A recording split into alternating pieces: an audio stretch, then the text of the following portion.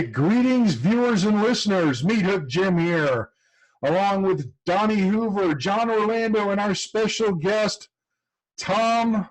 What's your last name, Tom? Williams. Tom Williams. Tom Williams with War Wrestling. I wasn't prepared for that. Tom, how are you tonight? Actually fantastic. Actually, I just got done eating dinner with the wife and tried to figure out the modern technology here, and we're all good to go. Hey, can I just ask real quick? Is it still okay to call you Big Tom?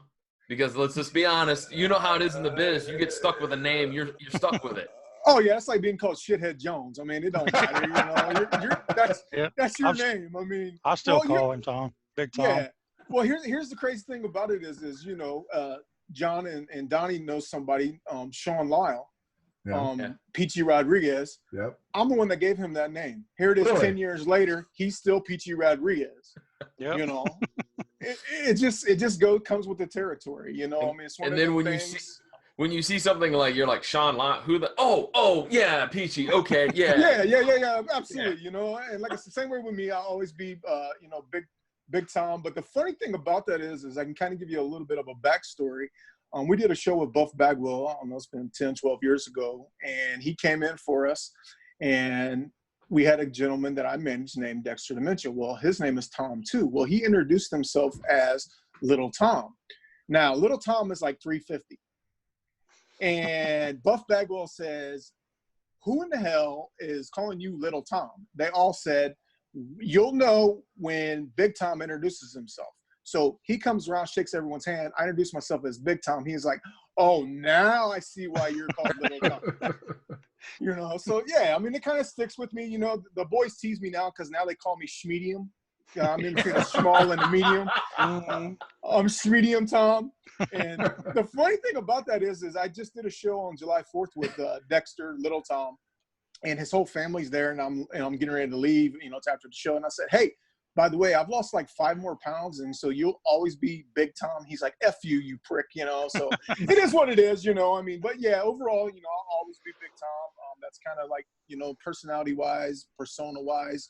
And all that sort of thing or whatever, you know, I wouldn't expect anything less out of the people in wrestling, you know, I mean, that's what I'm known as, so it's no big deal to me. All right. Well, Tom, I know that Donnie wanted to bring you on concerning promotions and War Wrestling, so let's talk a little bit about War Wrestling. Well, we've this will be getting ready to do our 17th year. We've done about 350 shows over that period of time. And I guess you could say I'm the owner, promoter, and the booker. I kind of wear many, many hats. We basically run shows in Northwest Ohio, do a lot of fairs and festivals and that sort of thing. We do a lot of charity work. As a company, me and the wife have actually gave back over $350,000 over the last 17 years to various organizations that we work with through ticket donations, our time. We've actually bought a semi-truckload worth of food for the Veterans Food Pantry here in town. We just did a fundraiser in Coldwater, Ohio for a young gentleman who took a bad hit playing high school football. And we went out into the community and we got enough sponsors to cover the show and all of that. And at the end of the night, we handed that family $6,100 cash money to go back towards his rehab. We've done another show the previous year in the same town for a little girl that had cancer. And we went out to the community and got a bunch of sponsors to pay for the show. And at that time, that family got over $8,000 in one night. You know, we kind of use the wrestling as a tool to give back. It's kind of, wrestling has a bad stigma of being a carny and, you know, that sort of thing. So we kind of try to be a little bit different. You know, we kind of try to shed a lot of positive light on what we do and what we bring to the table. And, you know, in this area, we're considered a brand, you know, to where, you know, if our name's attached to it, then they know we're going to give 110% and we're going to give back to the people. And that's kind of where we're at right now. You know, it's my way of being able to give back to the community I live in and grew up in. And a lot of the people who work for me buy into what we're doing and have a great group of people. And, you know, I guess I'm kind of the glue to the promotion and that sort of thing, and the voice but yeah, I mean, that's kind of where we're at now. You know, I mean, here it is. Started out on a dare, and here it is 17 years later. 17 years is a long time. You're doing something right. Well, you know, I mean, yes, I mean, you know, it's just I wanted to be different. You know, I mean, that's the biggest thing for me. Kind of the backstory of how WRST started is me, Dexter Dementia, and another gentleman named Dusty Dillinger all went to a show. Actually, at the time, I was living in Columbus, and we got approached by Heartland Wrestling Association, who had a WWE/WCW developmental deal at the time. Right. And they said, hey, you guys are local. Can you guys help promote the show or whatever? Well, we went out, we did our thing. We tried to help promote it, this, that, and the other. And needless to say, it didn't go the way that we wanted it to go. They treated us like dirt. They were very, very disrespectful. They were very, very arrogant about them having a WWE deal, WCW deal. And from that day forth, we basically said that we could run in this area on our own accord. And that's where the wrestling and respect comes into play, because at the end of the day, all we had was our wrestling and our respect. And that's where war came into play. And we ran our very first show, I believe it was January 17th of 2003. And we ran it in front of 541 people. And if anybody knows anything about wrestling back then, you know, when you typically run your first show, you're happy to get 50, 75 people, 100 people. Then the next show, you're happy to get 100. And the next show, you're happy to get 125. We started out with 541 people. And I think that's where a lot of people have a misconception of me, thinking I'm cocky and arrogant and that sort of thing. But if you start out the gate 541 people, I feel that, you know, you have to have those expectations every single show that you do. And that's kind of the way we go into it when we promote the shows. We do everything we can to promote it, you know, tickets, you know, flyers, posters, Facebook, you know, pounding the pavement, you know, kissing babies, shaking hands, whatever you need to do to get the people there. And that's kind of where it all started. You know, I mean, you know, Les Thatcher at that time was the main guy there. And me and him actually have become pretty good friends since then. I consider him almost like a mentor now. And but it was a blessing in disguise. You know, I mean, we took it as disrespect at that time. But, you know, here it is 17 years later. And to me, the wrestling and respect is still all I have when it comes to independent professional wrestling, at least in Ohio and beyond. So. Well, there's a lot of promotions out there, indie promotions, that don't last nearly as long as WAR has. So, you know, kudos to you for doing the right thing and really reaching back out to the community. I know I'm talking to Donnie and John. They've got nothing but mad respect for you, man. Donnie himself, he just can't say enough good things about you. Well, you know, Donnie's from that old school. He's from that old guard, and he realizes that, what separates the good, the bad, and the ugly of professional wrestling is how you conduct yourself and how you hold yourself to a higher standard. And, I guess you could say I live by the sword, I die by the sword is, you know, when the crap rolls down the hill, it's going to stop with me. And, I have expectations, from the wrestlers to my staff, to everybody, I mean, it's like, I tell people, that professional wrestling on the independent scene, the indies is the bastard child of Satan. And what I mean by that is, the good, the bad, and the ugly is all grouped together. And it doesn't matter if I'm drawing 700 people and the next promoter is drawing 4, if he doesn't, conduct business the right way and treat his wrestlers good and his staff good, or even the fans good, that has a reflection onto me. And, I tell people this all the time. We're only as strong as the weakest link in our chain. And what I mean by that is the weakest promotion is being judged just by us. I don't feel I'm any better than anybody else. I just feel that, it's taken me a long time. I've made a lot of mistakes. And Donnie knows, that if he needed me, I would be there in a heartbeat. If I could do anything in my ability to help his promotion, I would do it. And, and that's what it's about. When I go to other shows nowadays, I try to, help. I mean, I'll help with the ring, I'll do what needs to be done. Actually, I did a show a couple years ago for a group named Intense Wrestling Incorporated, or whatever. It was down in Cincinnati, Ohio. And I worked for them like 18 years ago. And they had like a reunion show, and they invited us back. And we went down there, we did the show and this, that, and the other. Well, I get down there and the ring is just atrocious. I mean, the ring ropes are loose and all this stuff is wrong with this ring and all that. And, I'm managing a guy that's 350 pounds and his finish is a top rope move. I'm like, I'm not putting my guy up on that top rope, So I made those guys redo that ring. I showed them what needed to be done. I showed them, that the ring, how to tighten the ropes. I showed them how to, to get the canvas tight. I showed them all those little things or whatever, because, that those fans, see that ring. That's the first thing that they see is the ring. And, so it takes me to be a teacher. I'm going to do it. The funny thing is I told everybody when I was going down there that there's no way in hell I'm going to help and this, that, and the other. I'm going to be just like everybody else. And, they're loading up the ring. They're loading in the ring, then setting it up or whatever. And it's got like a twitch, like, holy crap, this crap's going to look like crap, And all my guys were like, dude, don't do it. Don't do it. And I was like, dude, I'm going over there and I'm going to show them what it needs to be done, this, that, and the other. Now, the moral of the story is, they got it right for the show and hopefully, they learned how to do it. Because here's the thing. I don't want to see any of the guys get hurt. The ring ropes break or, them to break their ankle on the canvas not being tight and that sort of thing.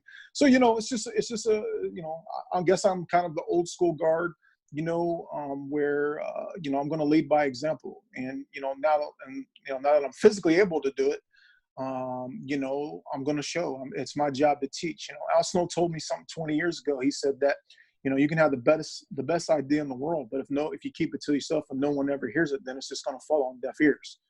And I kind of feel the same way about the wrestling. I can have the best promotion in the world. I can have the best promotion in Ohio, this, that, and the other.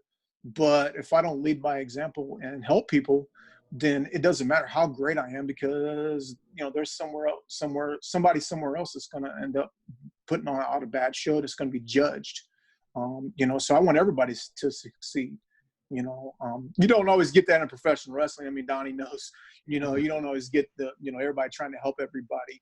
And, but in my case, absolutely, if I'm at a show, I'll help. A friend of mine ran a show up in Detroit and his music guy bailed out on him last minute. And I got a sound system, and he called me and said, hey brother, can I help? Can you help me out? I'm like, what do you need? He said, I need a sound. I need sound for the show. My guy bailed out on me. I said, yeah, dude, tell me what the date it was, cover my gas, I'll be there. I drove 2.5 hours one way just to run the sound for the guy because he needed a dependable sound system. I didn't make any money off of it. It basically paid for the gas and that was it, but that's what it's about, because guess what? That show would have been judged if he didn't have a mic or some mics and sound system. And everybody at that show would have been like, holy crap, I went to this show and it sucked. Didn't have no music, didn't have no mics, didn't have this, didn't have that, so we're all grouped together. So yeah, Donnie knows. I mean, me and Donnie's talked. John Orlando knows. I actually will sit here and tell you this: the leading up to the shows, I probably put in the week of the show probably between 80 and 100 hours preparing for the show. Well, if I can ask a question, Tom, about that, yep. I know that from my experience, promoters do a variety. They have a different style, so to speak. I know that some promoters, not only do they promote, but they book the show. They come up with finishes. They do other things to commentate. They have a lot on their plate. I know other promoters feel like I'm just going to promote and book the show and delegate the other things. Why do you think that you went with the avenue of being hands-on? Because you have admittedly said you are very hands-on when it comes to a show. Why that way for yourself? Why not delegate some other things to some other folks? To be totally 100% honest, because it's all my money being invested. Okay. Yeah.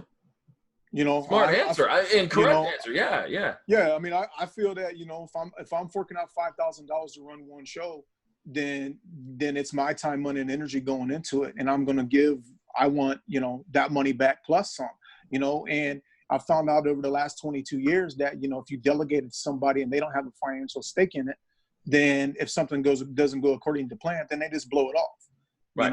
And in my case, I do put it all on my plate, there's little things that I've given up a little bit over the last, couple of years or whatever. I have a couple guys now that help me behind the scenes, making sure the guys are there on time and all that or whatever. But as far as the physical, setting up the shows and the angles and storylines and booking all that. I still do that to this day. I actually still make my own programs for the show that we give to the fans or whatever, and I print them out and design them and all that. And it's something simple, but it's something we've done from day one. And, it's no big deal to me. I make sure that, the little things, to me, the little things is what matters. And the fans are the ones that see the little things or whatever.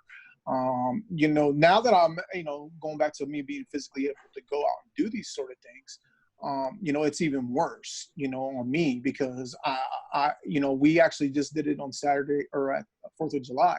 We did a 4th of July show, and me and my 2 buddies and my one buddy's 10-year-old son is the one that did all the prep for the show. And we're talking, set up, tear down, music. We did it all or whatever. There was only 4 of us that did it.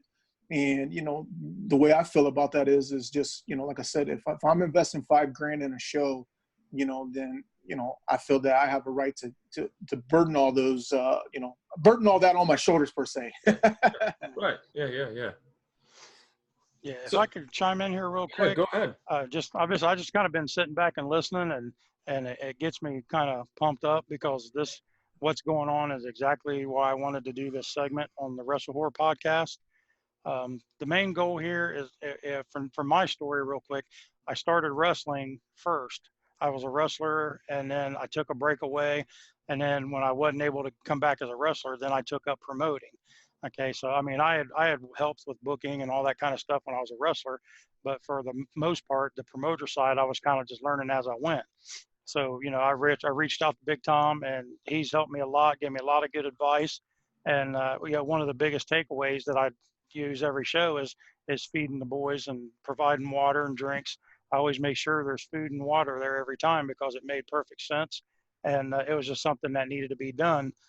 So I went ahead and did that, and but just him just talking the way he's talking, this is what gets me excited and why I wanted to do the segment with promotions, because I've talked about it back in 2015 when me and Terry was getting started. I was, like, there's just not a lot of information out there about being a promoter, so you can find anything about being a wrestler.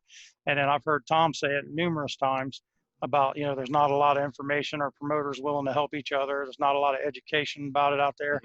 And just something that he may not know, but when I'm scrolling through my phone, my Facebook, I scroll pretty quick, and I ain't gonna lie, a lot of stuff I just pass right by. But every time I see his name and underneath it says promoter thoughts in capital letters, I immediately stop, and I'll read every one of his posts like that, because that's the way he's trying to provide education. His opinion, some people are going to agree with it, some people aren't. That's the proof. That's what it's all about. There's not one certain way that works for a promotion. You can do promoting different ways. And but Big Tom's, he's been a big help. He's got tons of knowledge, and I want to bring this segment to WrestleHorror, and I want to have Big Tom come on numerous occasions, and we have other promoters come on, and we can all just kind of sit around and talk and discuss, and maybe learn from each other. Maybe there's a way that I'm doing something that Tom may not have thought of, and which he's probably thought of everything at this point. But there's obviously a lot of stuff that Tom or whoever else we're talking to is going to say, and I'm like, damn, that's pretty smart. I'm going to try that. So that's the purpose of this whole thing, is from the promoter side, is there's not a lot of promoter education out there. So I wanted to try to put something together to where we can all try to learn from each other. And even if we both come up with a different way to do something, they could both be right. But then that just adds more, arsenal into our tool chest, to where we can, if we do something at one time, it doesn't work, we'll say, well, that side didn't work. Let me try this way. And then that way it works. So yeah, I just wanted to step in real quick and say all that. But I was just kind of sitting back, like I said, I'm a big learner, so I'm just sitting back, just listening, soaking it all in. But so this promoter thing is this is my most exciting part of all 4 of the segments, and even the women of WrestleHorror and all that. The promoter part's going to be my most fun and exciting. But I just wanted to throw that out there and not take up a bunch of time. So. Well, I think one thing real quick too, that you mentioned it real quick, Donnie, and I know both of you fall into this category.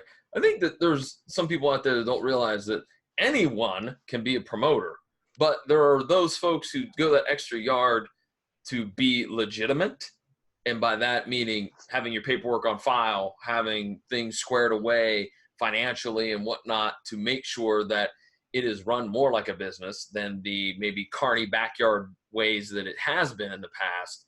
I think that that's one thing that if anybody's listening and go, I want to be a promoter, I think that both of you would agree, get all of your stuff with the state correct so that you don't have any loopholes or legal problems or anything along those lines. I think both of you would agree with that. Oh, yeah. Yeah, I mean, well, you know, I mean, my big thing too about that is Donnie knows this or whatever, the legalities of it or whatever is the only reason professional wrestling in the state of Ohio is regulated is because they don't want to piss off the boxing and MMA people, because that's where they make all their money. Right. Which, it is what it is. You pay your $100 show, you pay your $200 to the commission, and they leave you alone. You can have conversations with Bernie and Judy, and they'll flat out tell you that they don't want anything to do with professional wrestling. So, I get it. You know what I mean? But, one thing I wanted to go kind of comment on what Donnie said or whatever is Donnie is 100% correct when there is no promoting a show is on the job training. It truly, truly is. I mean, 20 years ago, everyone acted like it was a guarded secret and it was the good old boy network and it was this and that. And, like you said, the Carney days and all of that. But, it's easy to go to a seminar as a wrestler. It's easy to go to a seminar as a referee. It's easy to go to a seminar, as any other thing in wrestling per se, but the promoter side of it is kind of a lost art. And the reason why it pretty much happens most of the time is I tell everybody it's a vicious cycle where, two buddies get together, they start their own promotion, they all get together. Then all of a sudden they bring in their friends and their buddies and this, that, and the other. Then they have a falling out. Then one of them breaks off, goes and starts his own promotion and then starts his own promotion. And it's a never ending cycle, so it's kind of like the blind leading from the blind. And the crazy thing about it is I go back and I told you, like I said, we had 541 people our first show. I can go back and look at that show, and I will honestly sit here and tell you it was downright horrible, because we went with the people that we knew, we went with our buddies, we went with our friends that, it's just people you hung out with, that who you was comfortable with, that would, maybe work for an extra less $10 or whatever than the guy that you felt was legitimate at the time or whatever. And, the good thing about us is we started out drawing better crowds and this, that, and the other, and it kind of weeded out the people. It could just kind of weeded out the idiots, per se. And, over a period of time is when you're drawing in, like Donnie said, going back to the food thing, if you can only afford to pay a guy, say $50 to wrestle for you, but then he's got to spend, $20 to eat and $30 on gas, then he's not making no money. But, you would be amazed on how many promotions don't have water at the shows or don't have, food or anything like that. And, to me, I tell people this all the time, and it's kind of like one of my things I tell the young guys or whatever when they go to work for a new promotion. There's two things that if you're new to the wrestling business and you walk into a new promotion for the first time, there's two things that you need to go look at or observe. The first thing is the wrestling ring. If you walk in and that wrestling ring's got more duct tape on it than canvas, and the ropes are sagging and the poles are bad or this, that, and the other, they don't have no pride. And I hate saying it that way, but they just don't have no pride in what the product that they're putting out. The second thing I told everybody is if you go into the locker room, there's no cold water there. A case of water costs $4. So how do you think you're going to get your $50, $60 at the end of the night when he can't afford $4 for a case of water? And people think I'm crazy when I say that, but it's the truth of the matter. My ring that I have right now, I paid over $6,000 for it. And everybody's like, oh, it's a great ring. It's a big, great bumping ring. It looks good, this, that, and the other. And then I tell everybody, well, I'm getting ready to redo it. And they look at me like I'm an idiot. And I'm like, no, because, there's certain little things that I want to do to fix it, to make it easier when we set up and tear down this, that, and the other. And it's because I have a sense of pride. I got a couple holes in it from a show, our anniversary show. Guess what? I went and had it professionally fixed. I went and had it professionally done from a tent and awning place. They fixed it. They stitched it. They cleaned it. We do a match with blood. I go spend $100 and go have it professionally cleaned. It's just little things like that, that I think that separate us from a lot of other people. And it's not me being cocky or arrogant in any shape or form. It's just the fact that I have a sense of pride. My mentor is Al Snow. 22 years ago in this very, very town that we run shows in, he, gave me an opportunity to be a part of this business. And I still feel after this, 22 years later, that if I don't conduct myself in the right manner, it has reflection onto him.